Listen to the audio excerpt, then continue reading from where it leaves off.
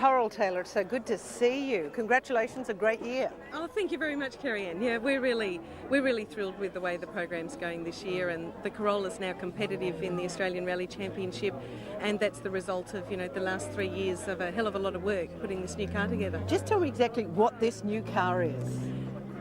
Well, as you can see, it's a Corolla, but really it's a combination of two Toyota vehicles.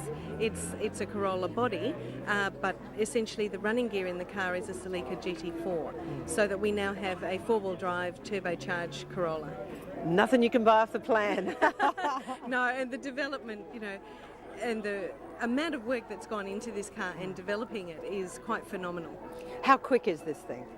Well, very quick. We're in the third year of the development program for this car, and in the last two rounds of the Australian Championship, Neil and I won a heat in Adelaide and missed out on winning the event by 0.6 of a second, would you believe?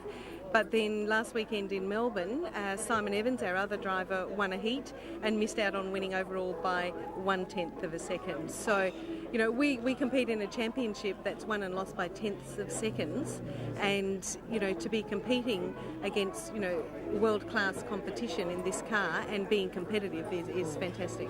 Great car, but also great drivers and great navigators. How much time do you get to prepare?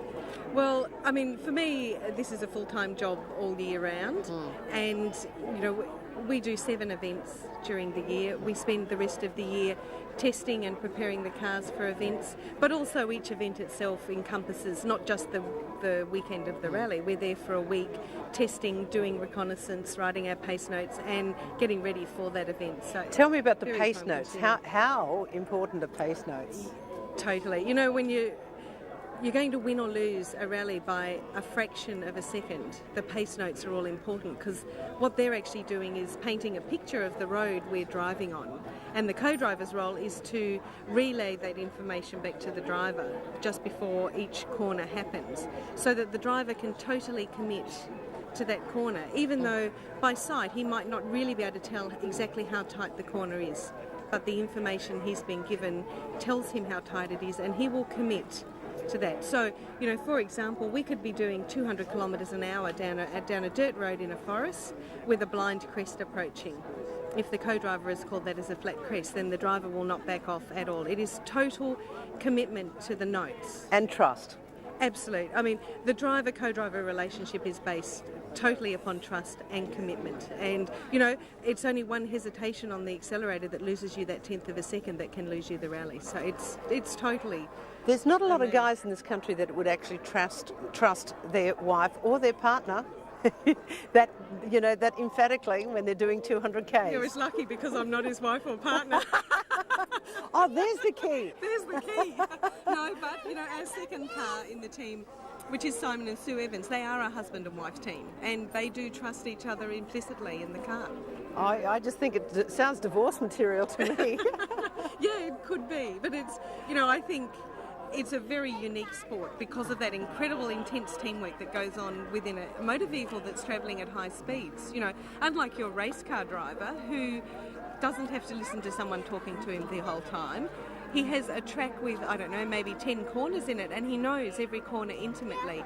The rally driver is coping with thousands of corner and surface changes and having to commit and drive to one corner while he's being told the description of the following corner. I think a good rally driver and a rally driver that's winning at a championship level is an incredible, skillful driver, above all else. Are there more women getting into the sport? There are. There's a lot. We have quite a few women competing at the top end of the sport in this country, and I think probably Australia leads the way with that. We seem to have quite a high percentage of females involved. Still the minority in an overall field of any given event, but certainly growing. And as I say, I think we're really leading the way with that. Well, congratulations. Thank you very much. How much fun is this rally business, Damien? Oh, it's fantastic fun. Been doing it since I was 14 and it's my 21st season. Can't imagine life without it. It's just the best fun you can have. There's nothing like hurtling down a road at 200 kilometres an hour with the trees brushing you by, and really gets the adrenaline going. Oh, it sounds like fun to me. And what about you? What did you start driving? Ben? I started, my first car was a Datsun 1600, and from that point on we were brought up on a lot of property at home, and it was always my passion to go rally driving, and we started doing club events and sort of built from there on, and here we are driving for Toyota today. It's fantastic. Now, how quick are these cars now? Oh, very quick. They're very competitive in the championship. Simon and Sue Evans in our team finished second in the last event, and Neil and Kroll likewise second in the previous event. So they're extremely competitive, right up there with the other teams. How much trust do you two have to have with each other? Oh, a lot of trust.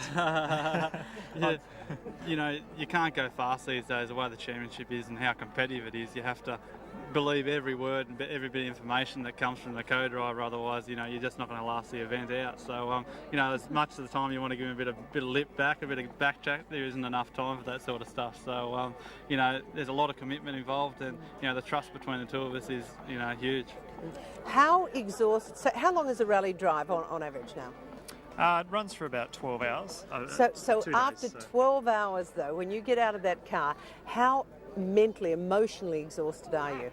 It's fairly exhausting. We're lucky enough to have a few breaks during the day while they work on the cars and change the tyres and so forth, so you get a bit of time to have a drink and take a breather, although there's a lot of demands on you at the service in terms of checking times and where you are in the event. But it's fairly exhausting, it's fairly tiring, mainly mentally, although more so physically for Ben, mentally for me, so it takes a lot of fitness. You get to have a cup of tea then during this? Well, I have to check times. It's more the drivers that relax during the service. So in terms of physicality, it must be exhausting. It is, it's just, it'll wear you down by the end of the day. The amount of concentration for a long amount of time is, the most important part, and the temperatures inside the car is very high. For instance? It can be anywhere from 40 degrees to 50 degrees. So rally in Melbourne, I went home, I was 2.5 kilo lighter than when I left. So that's some indication of how much sweat and body fluid you're going through, and you just got to keep the fluids coming into you, and it is hard work. Wow. Well, congratulations, guys. Where do you expect to be this time next year? Hopefully in the team again, and pushing for some podium finishes. We finished fourth in the last event, which was our best result. So one more step to be on the podium isn't too far away. So hopefully we get the chance to do that next year. Keep that trust going. All right. Thanks for your time. Congratulations. Thank you.